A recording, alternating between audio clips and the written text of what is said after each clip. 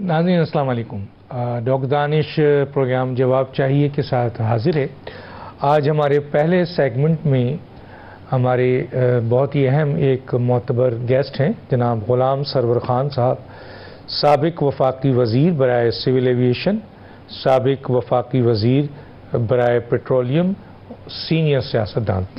جی میں غلام سرور خان صاحب آپ کا بہت شکریہ ادا کرتا ہوں کہ آپ نے اپنا قیمتی وقت دیا. حالانکہ اس وقت آپ میڈیا میں کہیں بھی نہیں آ رہے ہیں, لیکن اس موقع پہ جب اہم ترین ایشوز ہیں آپ کی رائے بہت ضروری ہے. تو سر سب سے پہلے تو میں یہ آتا ہوں کہ سر ظاہر ہے آپ حکومت کا حصہ رہے ہیں اور کئی دفعہ آپ فیڈرل منسٹر بھی رہے ہیں اور آپ کی کانسٹیٹوئنسی اتنی مضبوط ہے کہ پارٹی آپ کی طرف آتی ہے. اگر آپ اکیلے بھی کھڑے ہو جائیں تو جیتنے کی پوزیشن پہ ہوتے ہیں. تو میں سر آپ سے سب سے پہلا سوال جو کرنا چاہتا ہوں سر, یہ موجودہ حکومت ہے, آپ نے کئی حکومتیں دیکھی ہیں, پاکستان کو دیکھا ہے, کئی عرصے سے آپ دیکھ رہے ہیں. تو اس وقت جو حالات ہیں, ایک سال کی یہ حکومت ہے لیکن کہتے ہیں پی ڈی ایم کی حکومت انہی کی کنٹینیویشن ہے. موجودہ حالات میں آپ پاکستان کو کیسے دیکھ رہے ہیں؟ یہ حکومت صحیح چل رہی ہے, نہیں چل رہی ہے؟ کیا حالات ہیں ایسے جس میں ان کو بڑے چیلنجز ہیں یا ان کی یہ کام نہیں کر پا رہے ہیں؟ کہاں آپ کو کیسے نظر آ رہا ہے؟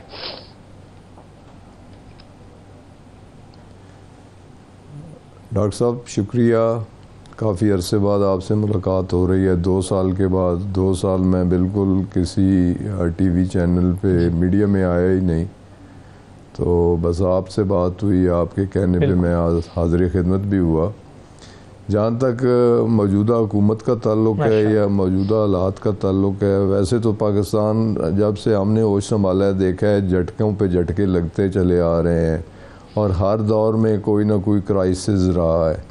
لیکن اب میں محسوس کر رہا ہوں اور ہر پاکستانی محسوس کر رہا ہے کہ سویئر کرائسس ہیں. 2 کرائسس, سب سے بڑا کرائسس تو اکنامک کرائسس ہے جس پہ ابھی تک آئی ایم ایف کی پوری امداد کے باوجود, پورے تعاون کے باوجود بھی معیشت در حقیقت ابھی تک اپنے پاؤں پہ کھڑی نہیں کی جا سکی.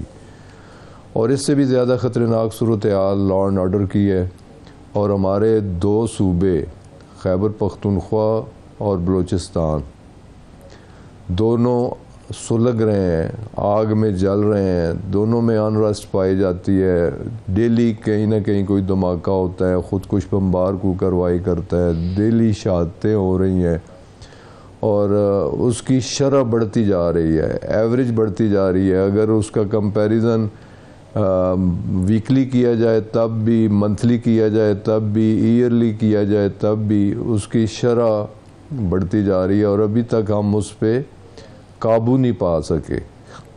تو بڑی خطرناک صورتحال سے اس وقت ملک گزر رہا ہے اور میں سمجھتا ہوں کہ صرف حکومت کے بس میں نہیں ہے, یہ بین الاقوامی سازش بھی ہے اور ڈے 1 سے ہے. پاکستان بننے کے ساتھ ہی ساتھ پاکستان کو ڈی سٹیبلائز کرنے کے لیے سازشیں شروع کر دی گئی تھیں. بلوچستان بھی انہی سازشوں کا ایک حصہ چلا آ رہا ہے. کبھی سلو پیس پہ سازشیں ہوتی ہیں, کبھی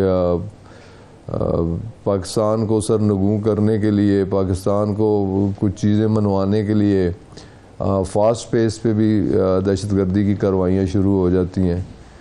لیکن صرف حکومت کے بس کا روگ نہیں ہے اس وقت. سولوشن کیا ہے سر؟ اگر ضرورت ہے سولوشن اب آپ ظاہر ہے سر اے پی سی کی ضرورت ہے.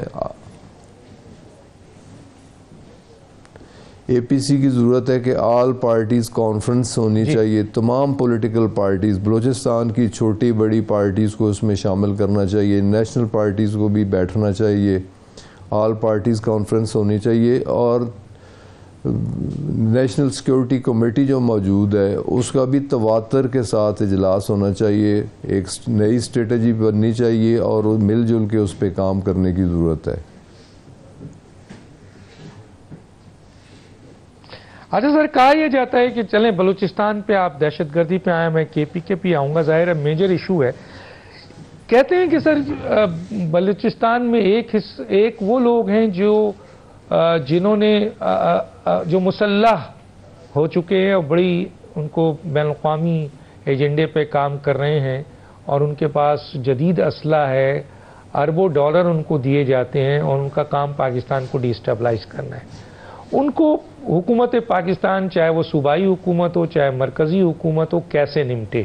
اور دوسرا وہ لوگ ہیں جو ناراض طبقہ ہے، محرومی کا طبقہ ہے، زیادہ تعداد نہیں ہے ان کی، 1,41,00,000 ہیں، 75-80 تو ان کے سردار ہیں. تو کیا وجوہات ہیں، یہ محرومیاں کیوں ہیں جبکہ سب سے زیادہ فنڈز بلوچستان کو دیا جاتا ہے؟ سنا ہے میں نے. کیا کہیں گے سر؟ بلوچستان کے ڈائنامکس کچھ اس طرح ہیں کہ بلوچستان، میں زندگی میں پہلی بار 2002 میں گیا ہوں اور بلوچستان کو میں نے جاننے کی، وہاں کی سیاسی صورتحال، لا اینڈ آرڈر کی صورتحال، معاشی صورتحال جاننے کی میں نے وہاں رہ کے بڑی کوشش کی اور کافی حد تک مجھے معلومات، ریلیونٹ معلومات بھی حاصل ہوئیں. اچھا، میں ریسرچ کر رہا تھا چوہی صاحب، یہ سرور صاحب، میں ریسرچ کر رہا تھا تو دیکھنے میں آیا کہ جناب 75% سردار جو ہیں بلوچ سردار، 75% بلوچ سردار وہ حکومت پاکستان میں ہوتے ہیں، پاکستان کے ساتھ کھڑے ہوتے ہیں. بلوچوں کی اکثریت جو مختلف کمیونٹیز کی ہے، بڑے رئیسانی بھی ہیں اس میں، آپ کے دوسرے اور قبائل بھی اس میں آ جاتے ہیں، جمالی بھی ہیں، لیکن یہ جو شورش ہے، یہ جو بلوچستان میں شورش ہے، اس کا ایک مخصوص گروپ ہے جو بہت کم لوگ اس میں شامل ہوتے ہیں. اکثریت بلوچوں کی جو ہے میں دیکھ رہا ہوں کہ وہ تو پاکستان کے ساتھ کھڑی ہے. ان کے 75% سردار تو حکومت کا حصہ ہوتے ہیں. مینگلوں میں بھی بہت بڑی تعداد ایسی میں نے دیکھی، بکٹیوں میں بہت بڑی تعداد ہے. تو یہ تو ایک ایسا گروپ ہے جو آپ نے صحیح کہا کہ بین پاکستان کی پاپولیشن دیکھی جائے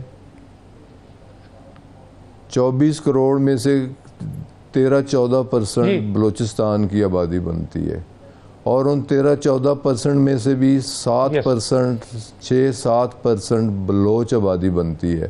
مینگلز، اختر مینگل رہے، ان کے والد بزرگوار عطا اللہ مینگل رہے، بگٹی نواب اکبر خان بگٹی رہے، رئیسانی رہے، جمالی رہے، بزنجو رہے، ڈاکٹر عبد المالک رہے. کون سی ٹرائب کا نام لیا جائے جیسے بلوچستان کی چیف منسٹری نہیں ملی، لیکن اس وقت بھی بلوچستان کی ریپرزنٹیشن موجود ہے.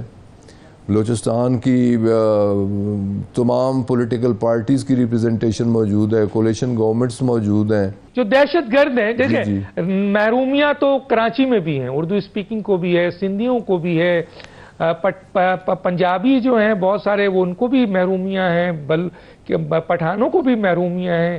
پاکستان کی پورے پاکستان میں محرومیاں تو ہیں. لیکن جی پورے پاکستان میں اگر اکنامک کرائسس ہے تو متاثر پورا پاکستان ہے. اگر کوئی غلط پالیسیاں ہیں حکومتوں کی تو اس کا متاثر بھی پورا پاکستان ہوتا ہے. تو صرف بلوچستان تو متاثرہ نہیں ہے، بلوچستان تو صرف محرومیوں کا شکار نہیں ہے.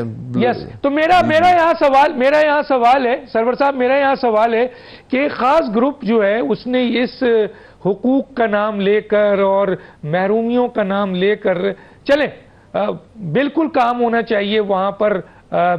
جو غریب عوام ہیں، جو تکلیف میں ہیں، جو کانسٹیٹیوشن کے اندر رہتے ہوئے احتجاج کر رہے ہیں، حکومت کو ایک کمپریہنسو پیکج دینا چاہیے، ان کو سپورٹ کرنا چاہیے. لیکن جو دہشت گرد ہیں جنہوں نے اسلحہ اٹھا لیا، جدید اسلحہ ہے، ان کا انتظام کیا ہونا چاہیے؟ مثلا وہ آتے ہیں، لوگوں کو مارتے ہیں، قتل کرتے ہیں، پاکستان کے پروجیکٹ کو بین الاقوامی طاقتوں کے اشارے پہ نقصان پہنچاتے ہیں. تو ان کے لیے آپ کے سامنے حکومت کو، ڈاکٹر صاحب بڑا واضح ہے کہ جو پاکستان کو تسلیم کرتا ہے، پاکستان کے آئین کو تسلیم کرتا ہے، پاکستان کے جھنڈے کو سلام کرتا ہے، ہم اسے سیلوٹ کرتے ہیں، پورا پاکستان اسے سیلوٹ کرتا ہے. ان کے اگر کوئی جائز مطالبات ہیں، اگر وہ احتجاج اسلام آباد آ کے کرتے ہیں، وہ احتجاج کوئٹہ جا کے کرتے ہیں، وہ احتجاج اپنے ڈسٹرکٹس میں کرتے ہیں، تو ان کی بات سننی چاہیے. پرویز مشرف صاحب کی پوری کوشش تھی کہ ان کے ساتھ بیٹھا جائے، ان کے ساتھ معاملات طے کیے جائیں، اور انہوں نے اپنے پرنسپل سیکرٹری جو ان کے یار غار بھی تھے، یار خاص بھی تھے، چودھری طارق عزیز صاحب، ان کے ذریعے انہیں انگیج کیا. اور میرے علم میں ذاتی طور پہ کہ ایک دن وہ جہاز اسپیشل لے کے بگٹی صاحب کو لینے بھی سوئی گئے، اور لنچ میٹنگ ہونی تھی مشرف صاحب کے ساتھ. تو at the last moment Bugti صاحب انکاری ہوئے، انہوں نے کہا کہ نہیں میں آپ کے ساتھ نہیں جا سکتا، میں آپ کے ساتھ نہیں چل سکتا، اور دوسری دن بندوق اٹھا کے پہاڑوں میں چل پڑے. اب آتے ہیں حقوق کی بات کرتے ہیں، آئین پاکستان کے اندر رہتے ہوئے اپنے حقوق مانگتے ہیں، ان کی بات سننی چاہیے اور ان کے حقوق ملنے چاہیے انہیں، اور اس پہ بیٹھ کے بات ہونی چاہیے، ملنے چاہیے. بہت اچھی بات کی ہے. جو ان کے حقوق ہیں، حق ہے اس صوبے کے لوگوں کو، چاہے وہ پشتون ہو، بلوچ ہو، یا کوئی بھی ہو، بروہی ہو، ہزاروی ہو، کوئی بھی ان کو ملنا چاہیے. ذرا کے پی کے میں آ جائیں، ٹائم کم ہے کیونکہ سیگمنٹ ہے. یہ بتائیں سر، یہ جو ٹی ٹی پی ہے مسلسل آ رہی ہے، دہشت گردی کر رہی ہے، افغانستان میں جا کے ان کے کمین گاہیں ہیں وہاں بیٹھ جاتی ہے. صوبائی حکومت اور مرکزی حکومت اس کو کنٹرول نہیں کر پا رہی ہے، اور وہی فوج پھر ایکشن لیتی ہے، اور اس میں شہادتیں بھی ہو رہی ہیں. تو یہ جو کے پی کے میں انریسٹ ہے، اس کو آپ کیسے دیکھتے ہیں؟ ڈاکٹر صاحب، بدقسمتی سے غلطیاں ہم سے بھی ہوئی ہیں، بلکہ بلنڈرز ہوئے ہیں. یہ 79 میں جسے جنگ جہاد، اسلامی جہاد کا نام دیا گیا تھا، یہ دو سپر سپاز کے درمیان جنگ تھی، اور ہم اس کا ایندھن بنے، ان کی بٹھیوں کا ایندھن بنے، پاکستان ان کی بٹھیوں کا ایندھن بنا. اس جنگ میں ہم بلا وجہ اسے اسلام اور کفر کی جنگ بنا کے، اور ہم نے بھی ایک پیشہ ور کا رول ادا کیا. یہ اس کا سارا فال بیک آج ہمیں بھگتنا پڑ رہا ہے. حضور نے ہجرت کی، مکہ سے مدینہ آئے تو انصار مدینہ نے دونوں ہاتھوں سے لیا انہیں، اپنے گھر، اپنی زمینیں، اپنے جائیداد، اپنا مال مویشی سب کچھ مسلمانوں کو پیش کیا. تو اسی طرح اس جنگ میں 79 کے بعد جو جنگ رشیا کے خلاف شروع کی گئی تھی، اور جس میں سے تقریباً 40 لاکھ افغان بھائی اپنے خاندانوں سمیت اجڑے ہوئے پاکستان آئے، تو ہم لوگوں نے تو انہیں اپنے گلے لگایا، انصار مدینہ والا رول ادا کیا، انہیں اپنے کاروبار میں شیئر کیا، اور انہیں رہنے کے لیے جگہیں دیں، ان کے ملازمت کے لیے جگہ دیں. تو آج دیکھیں کہ وہ افغان پاکستان میں زیادہ، میرے خیال میں اگر دیکھا جائے بوجہ اپنی محنت کے، زیادہ خوشحال ہیں. کاروبار اگر دیکھیں تو کاروبار میں بھی ہیں، زمیندارے میں بھی ہیں، ٹرانسپورٹ میں بھی ہیں، ہر چیز میں وہ لوگ پیش ہیں، محنتی بھی ہیں، جفا کش بھی ہیں، اور اللہ تعالیٰ ان کی مدد بھی کرتا ہے. اور یہ سب کچھ پاکستان نے ان کے لیے کیا ہے. اب پاکستان تو ان کے لیے یہ سب کچھ کر رہا ہے. پاکستان اب بھی جو طالبان کی حکومت ہے ان کے ساتھ اچھے تعلقات رکھنے کا خواہاں ہے. ہم ایک ہیں، ہمارا خدا ایک ہے، ہمارا کلمہ ایک ہے، ہمارا نبی ایک ہے، ہمیں ایک ہونا چاہیے. تو یہ دہشت گردی کی جنگ جو ہے، یہ نہ افغانستان کے حق میں جائے گی، نہ پاکستان کے حق میں جائے گی. خون دونوں طرف سے بہے گا تو مسلمان کا خون بہے گا، کلمہ گو کا خون بہے گا. اس سے اجتناب کرنا چاہیے اور بیٹھ کے بات کرنی چاہیے. اچھا سر، اب مسئلہ یہ ہے کہ وہاں ان کی زمین پہ یہ بیٹھے ہوئے ہیں، وہاں سے آتے ہیں. میرا کہنے کا مطلب ہے کہ آپ اس حق میں نہیں ہیں جو کہ حکومت نے بھی کارروائی شروع کر دی، کیونکہ جو یہاں افغان مہاجرین آئے ہیں وہ آپ نے ان کی بڑی واضح تعریف کر دی ہے. لیکن سر وہ یہ دہشت گردی میں ان کا بہت بڑا رول نظر آ رہا ہے، چاہے وہ بلوچستان ہو، چاہے وہ کے پی کے ہو. افغانی پکڑے جا رہے ہیں جو کہ دہشت گردی میں انوالو ہیں. نہیں، میں ڈاکٹر صاحب سمجھتا ہوں کہ دیکھیں نا، میرا علاقہ گیٹ وے ہے. اب کے پی سے اگر پنجاب میں داخل ہو تو اٹک شروع ہو جاتا ہے، حسن ابدال آتا ہے، ٹیکسلا آتا ہے، پنڈی آتا ہے. تو یہ گیٹ وے ہے، اس میں بہت سارے افغان آئے ہیں، مہاجرین آئے ہیں.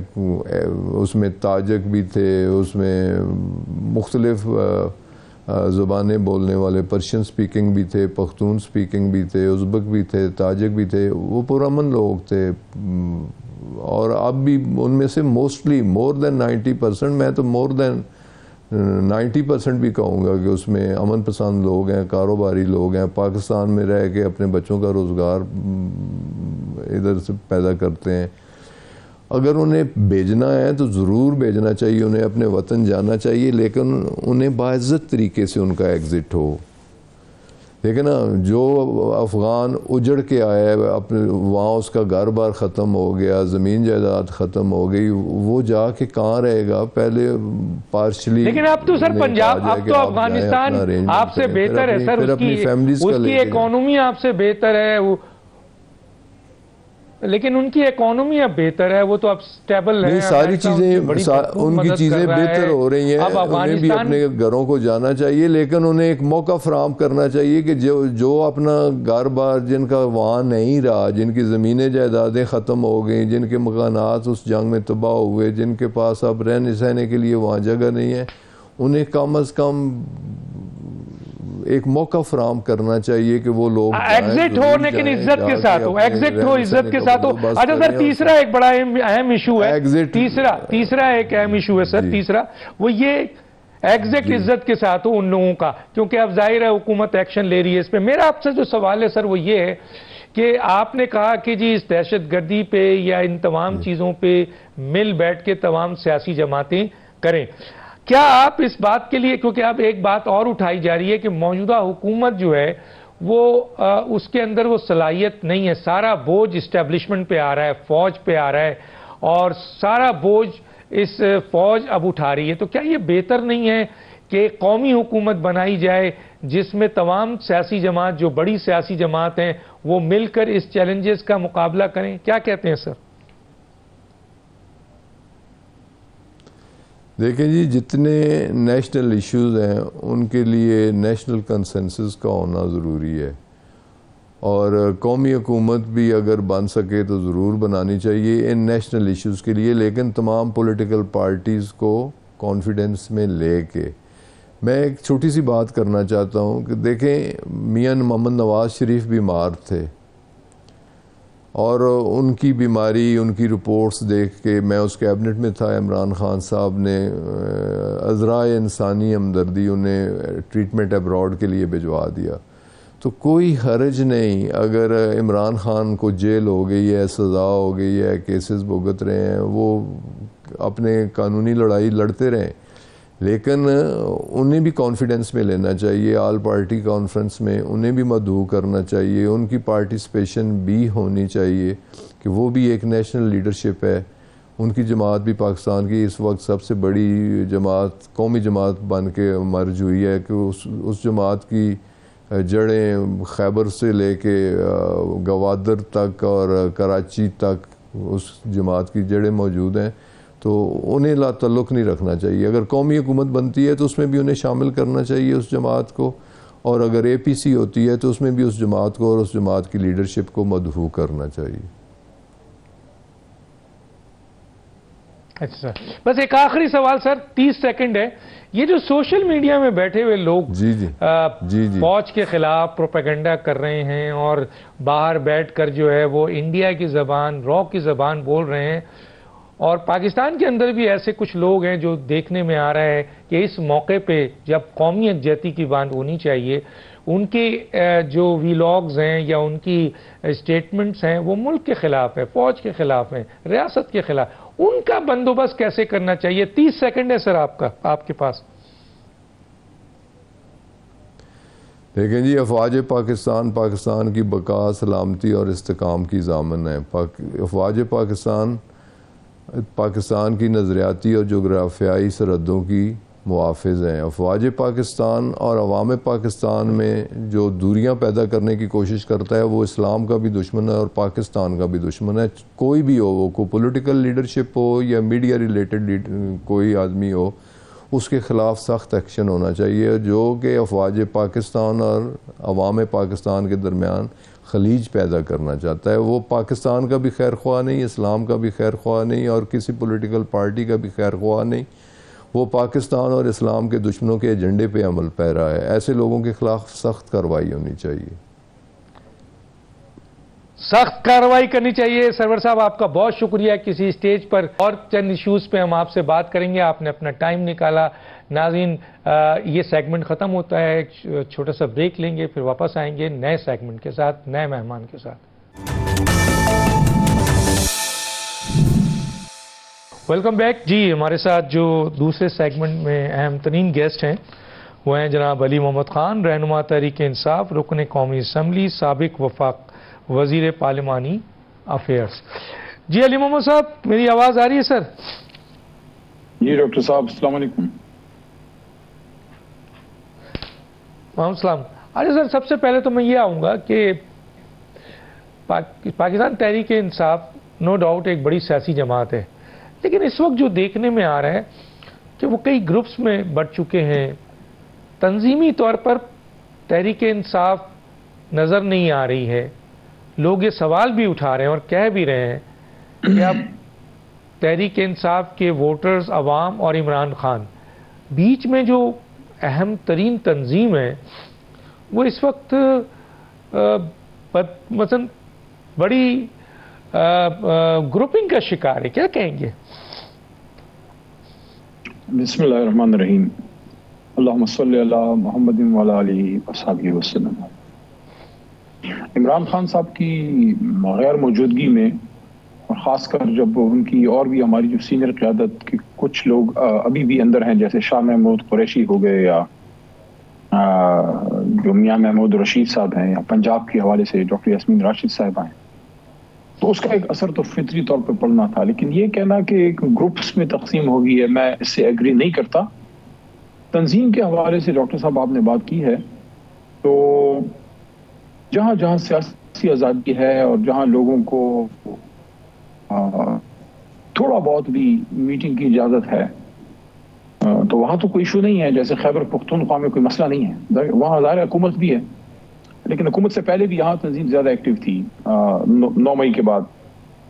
پنجاب میں صورتحال ڈاکٹر صاحب یہ ہے کہ آپ ایک چھوٹی سی افطاری بھی نہیں کر سکتے، تحریک انصاف کے ممبران ایک چھوٹی سی میٹنگ نہیں کر سکتے، ان کے آفیسز بند ہیں، مرکزی دفتر تحریک انصاف کا بند کر دیا گیا ہے۔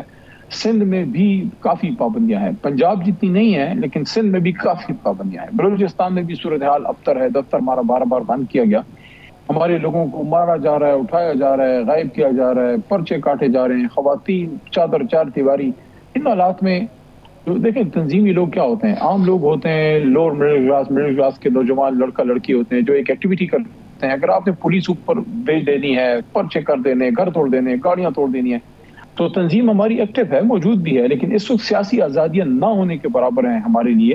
تو ان حالات میں آپ کو پنجاب میں بالخصوص کوئی ایکٹیویٹی زیادہ نظر نہیں آ رہی، لیکن جتنا ہو سکتا ہے لوگ وہاں بھی نکل رہے ہیں۔ باقی خیبر پختونخوا میں تو بزنس ایز یوزول ہے، وہاں تو تنظیم بھی ہے، سب کچھ۔ اچھا سر، اس کا مطلب یہ ہے کہ جو یہ کہہ رہے ہیں فیصل چودھری اور شیر افضل مروت صاحب کہ پارٹی میں سکت نہیں ہے کہ وہ عوام کو سڑکوں پہ نکال سکیں، ان کی اسٹیٹمنٹ ہے، میں کوٹ کر رہا ہوں، میڈیا میں رپورٹ ہوا ہے، تو کیا اس کی وجہ یہ ہے کہ تنظیم ڈسٹرب ہے، تنظیمی نہیں ہے، یا عوام سڑکوں میں یا ایجیٹیشن میں احتجاج جو ان کا پولیٹیکل رائٹس ہے اس کے لیے نکلنے کے لیے تیار نہیں ہے، یا تنظیم میں اتنی سکت نہیں ہے کہ ان لوگوں کو نکال سکے، یا آپ کو پولیٹیکل اسپیس نہیں دیا جا رہا ہے اور اس موجودہ جو جمہوری حکومت ہے چاہے وہ پنجاب کی اور مرکز کی، وہ آپ کو پولیٹیکل اسپیس نہیں دے رہی ہے؟ کیا وجہ ہے سر؟ دیکھیں اسپیس کا ایشو ہے، باقی تو جہاں تک فیصل چودھری کی بات ہے، وہ تو خان صاحب کے وکیل رہے ہیں کچھ کیسز میں، خان صاحب نے ان کو چینج کیا ہے، تو وہ تو خان صاحب کو پریروگیٹو ہے۔ باقی تنظیمی امور سے تو ان کا کوئی خاص رول نہیں تھا، نہ ہے۔ جہاں تک مروت صاحب کا تعلق ہے، مروت صاحب نے احتجاج نکالا اور اچھا رول ادا کیا، لیکن ان کا ابھی ماضی قریب میں فی الحال بڑا ایشو رہا، پارٹی کے ساتھ ایشو ان کے آئے۔ میں ان لوگوں میں سے ہوں جو اس بات کے دائی ہیں، تو یہ بات کرتے ہیں کہ خان صاحب کے ساتھ ان کی ایک ملاقات کروا دینی چاہیے، یا ایک موقع ان کو ملنا چاہیے تاکہ وہ اپنا side of the story Khan صاحب کے سامنے رکھ سکیں، پھر خان صاحب فائنل اتھارٹی ہیں جو بھی فیصلہ کریں۔ تو احتجاج کے حوالے سے مروت صاحب کی رائے میں وزن ہوتا ہے، انہوں نے احتجاج کیے ہیں، یہ کہنا کہ نہیں نکال سکتے، میں نہیں سمجھتا، میں اس سے متفق نہیں ہوں. لیکن مسئلہ یہ ہے کہ احتجاج کے لیے لوگ نکلتے ہیں عام سیاسی حالات میں، جب آپ کو کچھ نہ کچھ سیاسی آزادی ہو، جب سامنے سے گولیاں چل رہی ہوں، لوگوں کو مارا جا رہا ہو، اس وقت کوئی بھی سیاسی کارکن نہ تو نکل سکتا ہے، نہ کسی لیڈر کو ان حالات میں گولیوں کے سامنے اپنے ورکر کو لانا چاہیے کہ آگے اس سے گولیاں چل رہی ہیں تو لوگ مریں گے، لوگ شہید ہوں گے. تو اگر حکومت نے یا ریاست نے یہ فیصلہ کیا ہے کہ کسی بھی صورت میں ہم نے تحریک انصاف کے لوگوں کو باہر نہیں آنے دینا، احتجاج نہیں کرنے دینا، دفتر بند کر دیے، پرچے کاٹ دیے، لوگ گرفتار ہو گئے، ایکٹیویٹیز پہ آپ نہیں چھوڑ رہے، آنسو گیس اور گرفتاریوں پہ جب بات نہ ہوگی تو گولیاں چلانا شروع ہو گیا. آپ مجھے ڈاکٹر صاحب بتائیے کون سے گولیاں اس طرح سے مشرف صاحب. اچھا سر، یہاں پہ میں ایک بات پوچھنا چاہ رہا ہوں علی محمد صاحب، یہ جو عدالتی کارروائی ہے، عمران خان کے کیسز ہیں، عمران خان اپنے وکلا کو ہٹا رہے ہیں، جیسے ابھی آپ نے کہا انہیں بھی ہٹایا، کچھ اور وکلا بھی چینج کیے تھے، تو کیا عمران خان اپنے وکلا کی کارروائی سے مطمئن نہیں ہیں جو وکیل ان کا کیس لڑ رہے ہیں؟ ایک اور کیا آپ سمجھتے ہیں، آپ کی طرف آتا ہوں، کہ عمران خان کے کیسز کو جو عدالت میں ہیں ان کو موقع مل رہا ہے، پراپر ٹائم مل رہا ہے، پراپر وقت مل رہا ہے سر، تاکہ عمران خان قانونی جنگ لڑ سکیں؟ بڑا اہم سوال ہے ڈاکٹر صاحب. یہ 24 نومبر کا جو مارچ ہوا تھا تب تک تو مجھے موقع مل رہا تھا خان صاحب سے ملنے کا. تو ابھی یہ 2-3 مہینے شاید ہو گئے ہیں کہ مجھے ایک دفعہ بھی موقع نہیں مل سکا، نہ پولیٹیکل لیڈرشپ میں اور نہ جو میرا جو لائر کا بیک گراؤنڈ ہے، لیگل ٹیم کا ایک طرح سے حصہ میں رہا ہوں، تو مجھے موقع نہیں مل سکا. جب تک میں جا رہا تھا میں دیکھ رہا تھا، اور کیسز کی پروسیڈنگز بھی، کچھ کیسز تو سلمان صدر صاحب دیکھ رہے ہیں، ان پہ خان صاحب کا بڑا ٹرسٹ ہے. کچھ کیسز وہ دیکھ رہے تھے سلمان حکیم راجہ صاحب، بلکہ انہوں نے جو توشہ خانے کا کیس کیا تھا میں ساتھ ہی ان کے کھڑا ہوتا تھا اور میں سارا دیکھتا تھا. میں بڑا مترف ہوا جس طرح انہوں نے بڑی جانفشانی سے توشہ خانے کا نہیں، عدت کا کیس، عدت کیس، اور سلمان راجہ صاحب بڑا اچھا انہیں لڑا. اب فیصل بھائی جو ہیں، فیصل چوئی صاحب، وہ مین کیسز میں تو لائر نہیں تھے لیکن کچھ کیسز میں وہ تھے. اب خان صاحب ان سے کس چیز پہ مطمئن نہیں تھے، کیوں چینج کیا، اس کے بارے میں میں کچھ زیادہ رائے نہیں دے سکتا کیونکہ میں آپ کو عرض کیا نہیں جا سکا. لیکن چینج خان صاحب نہیں کیا ہے کیونکہ راجہ صاحب نے یہی بتایا ہے، سلمان حکیم راجہ صاحب نے، کہ فیصلہ جناب عمران خان صاحب کا اور بشرا صاحبہ کا ہے جو انہوں نے کچھ چینج اس میں کی ہے. باقی فیصل صاحب نے جب تک وہ رہے ہیں میں نے ان کو دیکھا ہے، وہ باقاعدہ لڑتے رہے ہیں، انہوں نے بڑی محنت کی ہے. جیل انتظامیہ سے بھی وہ خان صاحب کے لیے لڑتے رہے، کوشش انہوں نے کی ہے، میں ان کی کوشش سے انکار نہیں کرتا. لیکن ایگزیکٹلی کس کیس میں کس بنیاد پہ ان کو ہٹایا گیا ہے اس کے بارے میں مجھے زیادہ انفارمیشن نہیں.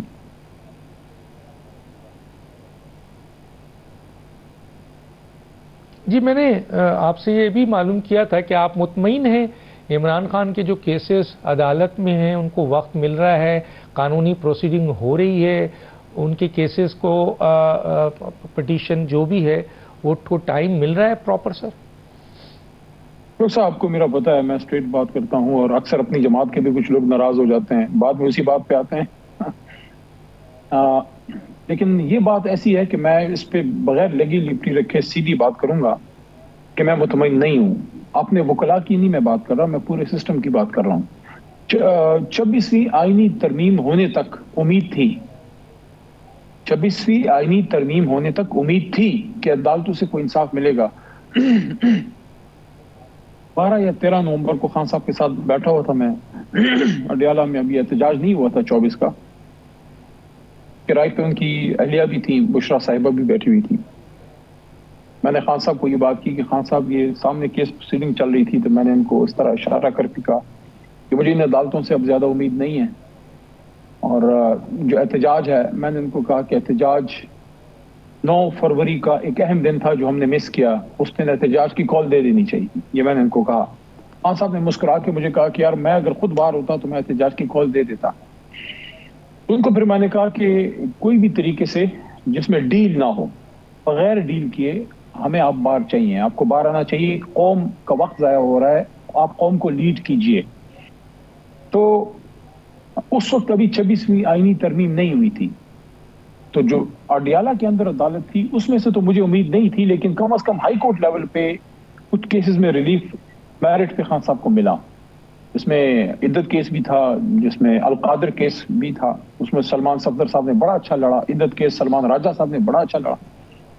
تو جب یہ 26ویں آئینی ترمیم اب ہو گئی ہے اپنا ڈاکٹر صاحب، اب میں معذرت کے ساتھ بطور وکیل بڑا افسوس ہوتا ہے یہ بات کہتے ہوئے کہ ہائی کورٹس اور بڑی عدالتوں سے بھی اب مجھے زیادہ امید نظر نہیں آ رہی، کیونکہ جتنا یہ ہو گیا ہے سارا، جس طرح سے ججز کو لے آئے ہیں، سپریم کورٹ کی طاقت کو کم کیا گیا ہے، اس میں پینل آ گیا ہے، high court Peshawar high court Islamabad میں جس طرح چینجز ہو گئے ہیں، 6 ججز کے لیٹر کا کوئی رزلٹ نہیں نکلا، چیف جسٹس اسلام آباد ہائی کورٹ کا ایک اور ایشو ہے، اندر بھی مسئلے ہیں. تو میں یہ سمجھتا ہوں کہ اگر آپ میرے سے پوچھیں تو عدالتی سٹرکچر سے میں بذات خود زیادہ پر امید اب نہیں ہوں. میں یہاں روکوں گا، بات جاری ہے، ایک چھوٹا سا بریک، پھر واپس آتے ہیں.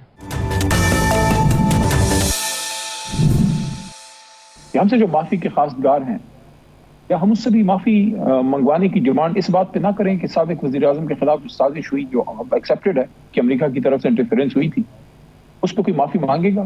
کیا اس وقت اپنے وزیر اعظم کا ہاتھ مضبوط کرنا چاہیے تھا، یا بین الاقوامی انٹرفیرنس یا سازش جو بھی اس کو آپ نام دیں اس کا حصہ بننا چاہیے تھا؟ یا دوسرا، یا رانا ثناء اللہ خان یا جناب شہباز شریف صاحب اس بات پہ میں کہتا ہوں معافی نہیں، کم از کم افسوس کا بھی اظہار کریں گے کہ ان کے دور میں اتنی بڑی سیکیورٹی لیپس ہوئی کہ جناب سابق وزیر اعظم عمران خان صاحب پہ جانی حملہ ہوا، ان کو گولیاں لگی اور اللہ نے ان کی جان بچائی، مرتے مرتے بچے خدا نخواستہ. تو اس کی انویسٹیگیشن پہ کیا پیش رفت ہے؟ کس نے یہ کروایا تھا؟ اس پہ کوئی معافی مانگے گا کوئی؟ یہ اچھا، چلیے آپ کہہ رہے ہیں کہ وہ ان چیزوں میں معافی مانگے، وقت کم ہے، میں یہاں آتا ہوں. چلے آپ یہ بتائیں کہ سر یہ نیشنل سیکیورٹی کانفرنس میں ایک جلدی سے جی دیکھیں، یہ تو چیزیں ثابت ہونی ہیں. 9 مئی کس نے کیا، فلانا ہوا. آپ کے سامنے ایک شخص بیٹھا ہے جو 78 دن جیل میں رہا، جس کو 7 مرتبہ گرفتار کیا گیا غلط، اور عدالتیں چھوڑتی تھی، اسلام آباد ہائی کورٹ چھوڑتی تھی گرفتار، لاہور ہائی کورٹ چھوڑتی تھی گرفتار، پشاور ہائی کورٹ چھوڑتی تھی گرفتار، پھر چھوڑا، پھر گرفتار، پھر آخر میں کہا کہ اب گرفتار کیا تو نہیں عدالت دیں گے، پھر مجھے چھوڑا. اس دوران مجھ پہ انہوں نے غلط کیسز بھی بنائے، لیکن ایک بڑا سنگین کیس بنایا دہشت گردی کا 9 مئی کا، اور اس میں آرمی ایکٹ کا، سیکرٹ ایکٹ کا. وہ میرا کیس ڈسچارج ہو گیا، ختم ہو گیا عدم ثبوت کی بنیاد پہ. جج کو اللہ جو ہے، میں کہتا ہوں میں لڑری کوئی جج تھے تو وہ ہو گیا، میں بے گناہ، وہاں سے میرا کیس ختم ہو گیا. اچھے جج ہیں سر، اچھے جج بھی ہیں. اب کیا میں رانا ثناء اللہ خان سے یہ کہوں کہ علی محمد خان سے کون معافی مانگے گا جو مجھ پہ غلط آپ نے 9 مئی کا کیس بنایا؟ مجھ سے کوئی معافی مانگے گا؟ میں نہیں کہہ رہا مجھ سے معافی مانگو، لیکن میرا چلے یہ بڑی اچھی بات کی ہے، لیکن آپ کے دور میں بھی بہت سے، آپ کے علی محمد خان صاحب آپ کی حکومت کے دور میں بھی ڈاکٹر صاحب میں یہ کہہ رہا ہوں، ڈاکٹر صاحب میرے کہنے کا مطلب یہ ہے، یہ چلتے رہتے ہیں. ایک لائن بولنے دیں مجھے، ایک لائن یہ بولنے دیں.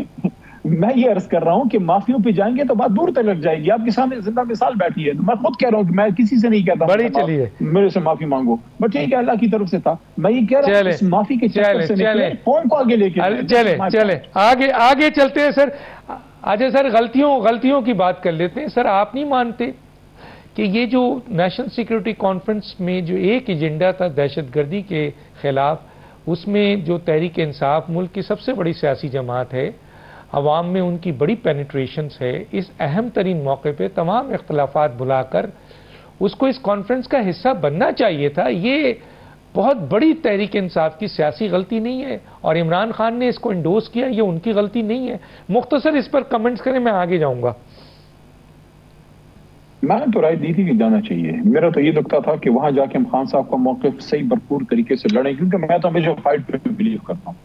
9 اپریل کی رات اگر میں وہاں نہ ہوتا اور اللہ نے کھڑا نہ کیا ہوتا، میں کوئی چیز نہیں ہوں. اللہ اگر اللہ مجھے وہاں کھڑا کرتا، اس کے اگلے لوگ ہی نہ نکلتے، تحریک نہ کھڑی ہوتی. تو آپ فائٹ کرتے ہیں، اور یہ چیز ہمیں ہمارا دین بھی سکھاتا ہے، یہ چیز ہمارے لیڈر عمران خان نے بھی سکھائی کہ آخری بال تک فائٹ کریں. کیونکہ پھر اس میں ایک چیز اور آ گئی کہ خان صاحب سے ملاقات ہونی چاہیے. اس کی حکومت نے اجازت نہیں دی. حکومت بھی تھوڑا دل بڑا کرتی، اگر دل بڑا کرتی، جس طرح سنجانی جلسے کو کینسل کرنا تھا تو صبح 9 بجے کھول دیا اڈیالہ، تو اگلے دن بھی صبح 9 بجے کھول کے ہمیں ملا دیتے ہماری لیڈرشپ کو. میں سمجھتا ہوں کہ وہ تو ہو گیا جو ہو گیا. اب آگے کے لیے ضروری ہے کہ خان صاحب کو آپ انگیج کیجیے. اگر آپ دہشت گردی کی جنگ لڑنا چاہتے ہیں سیریسلی، خان صاحب کو انگیج کیجیے، ان کو باہر لے کے آئیے. سر ایک قومی حکومت بنانے کی بات ہو رہی ہے، میں بالکل میں اسی پہ آ رہا ہوں. ایک قومی حکومت بنانے کی بات ہو رہی ہے. کہا جا رہا ہے کہ یہ حکومت نہیں کنٹرول کر پا رہی ہے، گورننس اس کی نہیں ہے، فوج پہ سارا پریشر آ رہا ہے. تو ایک قومی حکومت بنائی جائے جس میں جناب ملک کی بڑی سیاسی جماعتیں اس قومی حکومت کا حصہ ہوں. آپ اس کے اوپر کیا کہیں گے سر؟ ذرا 2-3-5 منٹ میرے پاس ہے، ذرا اس کو جلدی کنکلوڈ کر دیں. میں نے کون سا جمعے کا خطبہ دینا ہے، میں تو شارٹ 2-3 باتیں کروں گا. دیکھیں ہمارے پشتوں میں کہتے ہیں کہ مریض دخشی رچا پدوا، کہ اللہ کرے مریض کو شفا ملے چاہے کسی کی دعا ہو. دوا مطلب میڈیسن. تو اب قومی حکومت کی اب بات کر رہے ہیں، ملک کو اس مسائل سے نکالنا ہے، گمبھیرتا ہے بہت زیادہ. اب تو جو سب سے بڑا مسئلہ مجھے جو لگ رہا ہے، مجھ سے لوگ ایگری کریں نہ کریں، اب تو یہ بات ہی نہیں ہو رہی کہ اکانومی اسپتال نہیں بن رہا، جاب نہیں مل رہی، بے روزگاری ہے فلانا. اب میں ان لوگوں میں سے ہوں جو ہمیشہ یہ کہتا ہوں کہ فاصلہ نہیں ہونا چاہیے. اس کی وجہ سے مجھے بڑی کرٹیسزم کا بھی سامنا کرنا پڑتا ہے. لیکن میں یہ سمجھتا ہوں کہ ملک کو بچانے کے لیے آپ کو ایک تگڑی مضبوط فوج ہونی چاہیے. عمران خان صاحب اور ہماری کبھی بھی اپنی فوج سے یا ادارے سے لڑائی نہیں نہ ہے نہ کبھی ہوگی. تو ان ساری چیزوں کو ٹھیک کرنے کے لیے یس قومی حکومت کی آپ بات کر رہے ہیں، لیکن کیا اس کی آئین میں کوئی گنجائش ہوگی؟ کیا اس کے لیے خان صاحب تیار ہوں گے؟ خان صاحب سب سے بڑے لیڈر ہیں، بڑی جماعت ہے ہماری، اور سب سے بڑا ووٹ بھی ہم نے ہی لیا ہے. کیا خان صاحب کی مرضی کے بغیر کوئی قومی حکومت بننے کی بات آگے بڑھ پائے گی؟ یا ان سے یہ بات کون کرے گا؟ یا اس میں کیا موڈیلٹیز ہوں گی؟ What about the last mandate, جو ہمارا مینڈیٹ چرایا گیا، اس پہ کیا بات ہوگی؟ تو ٹھیک ہے، میں دروازہ نہیں بند کرتا، میں سیاسی آدمی ہوں، سیاستدان کبھی دروازہ نہیں بند کرتا، ہمیشہ ایک کھڑکی کھلی رکھ کے اس میں سوال جواب ہوتا رہتا ہے. تو سیاستدان کا کام یہ ہے کہ گھپ اندھیرے میں وہ روشنی لے کے تو راستہ نکال کے، جس طرح جناح نے کیا، قائد اعظم نے کالے اندھیرے میں، کالی گٹا ٹوپ رات میں قوم کو آزادی کی نوید سنائی اور شمع جلائی آزادی کی. تو بالکل میں یہ نہیں کہتا کہ بالکل میرا دروازہ بند ہے کہ نہیں، میں تو قومی حکومت کے بالکل خلاف. میں یہ کہہ رہا ہوں کہ اس میں آئین میں پھر کیا ہوگا، خان صاحب کیسے انگیج کریں گے، موجودہ حکومت کا کیا ہوگا. پاکستان دیکھیں آئین تو پارلیمنٹ بناتی ہے نا سر، پارلیمنٹ میں آپ سب کوئی موجود ہیں. نہیں سر، مسئلہ یہاں پر یہ ہے کہ پاکستان کو اس کرائسس سے نکالنے کے لیے جو اس وقت بہت بڑی دہشت گردی سامنے آ رہی ہے، تمام سیاسی جماعتوں کو مل کر یہ فیصلہ کرنا ہے. اس میں پاکستان تحریک انصاف ایک بڑا رول ہے. تو مل کے اس پہ رول ادا کرنا چاہیے. ٹھیک. اچھا سر، یہ جو سوشل میڈیا ہے وہ آپ لوگوں سے کنٹرول نہیں ہو رہا ہے. وہ آپ کے سوشل میڈیا، آپ کے لوگ جو باہر بیٹھے ہیں، جو اپنے آپ کو پی ٹی آئی سے ایفیلیٹ کرتے ہیں، ان کی اسٹیٹمنٹ عمران خان اور اسٹیبلشمنٹ میں بھی فاصلے پیدا کرتا ہے اور تحریک انصاف کو ایک ایسے کونے پہ کھڑا کر دیتا ہے جس پہ یہ سوال اٹھتا ہے کہ یار یہ جو لوگ ہیں ان کے یہ تو انڈیا کی زبان بول رہے ہیں، را کی زبان بول رہے ہیں. اس پہ کنٹرول نہیں کر سکی پی ٹی آئی. سر ذرا اس پہ آپ کمنٹس کریں گے سر؟ خان صاحب جیسے آدمی کو جیل میں ڈالا ہوا ہے تو اس کا ایک ریئیکشن آنا فطری عمل ہے. لیکن یہ سارا کہتے ہوئے میں اس بات سے بھی انکار نہیں کروں گا کہ یس احتیاط کا دامن نہیں چھوڑنا چاہیے اور ایسی کوئی بات نہیں کرنی چاہیے جس سے عمران خان صاحب کو یا پاکستان میں موجود لیڈرشپ کو مسئلے بنے، کیونکہ گراؤنڈ پہ تو ہم لوگ ہیں نا، ہم لوگ فیس کر رہے ہیں. جیسے ابھی میں آپ سے بات کر رہا ہوں تو میں اپنے علاقے میں ہوں، مردان میں ہوں، یہاں ساری دہشت گردی جو ہمارے کے پی کے میں سارے ایشوز ہیں وہ ہم فیس کرتے ہیں، اسٹیبلشمنٹ سے، حکومت سے، اور جو معاملات ہیں جیل کے معاملات ہیں وہ تو ہم گراؤنڈ پہ ہم لوگ کھڑے ہیں، فیس دیم. ہم نے ٹھیک ہے، ہم نے کسی پہ احسان نہیں کیا، جیل کاٹی، سارا کچھ ہوا اللہ کی طرف سے. لیکن سر یہاں شخصیت تو قربان ہو جاتی، شخصیت تو قربان ہو جاتی ہے پاکستان پہ. سر کتنے ہی گریونسز ہو عمران خان کو، پی ٹی آئی کو، لیکن جب مسئلہ پاکستان کا ہو تو ایسی اسٹیٹمنٹ سے، ایسے ویڈیوز سے، ایسے ویلاگ سے بچنا چاہیے جو پاکستان کو نقصان پہنچا دے. آر یو ایگری سر؟ دیکھیں میں اس حد تک آپ سے ایگری کروں گا کہ دیکھیں ایک میں نے آپ کو بتایا کہ ریزرویشن بھی ہیں، لوگوں کو تکلیف ہے، بڑے لوگ اٹھائے گئے ہیں، کچھ لوگ شہید ہوئے ہیں، غصہ سب سے پہلے پاکستان، سب سے پہلے پاکستان. ٹھیک ہے ضرور ہے. وہ جو بلوچستان میں بیٹھے ہوئے بہت سے لوگ ہیں وہ کہتے ہیں ہم وہ حقوق کی بات کرتے ہیں، لیکن جب وہ مسلح جدوجہد کرنے لگے، جو پاکستان کو باہر بیٹھ کے گالیاں دینے لگے، جب وہ فوج کے خلاف بات کرنے لگے تو پھر سر ان کو دہشت گرد کہا جاتا ہے. سر جی میں اسی طرف آ رہا تھا، تھوڑا سا اگر آپ مجھے الاؤ کریں. دیکھیں میں نے آپ کو کہا کہ بس ٹائم نہیں ہے، جلدی 1 منٹ ہے سر، 1 منٹ ہے.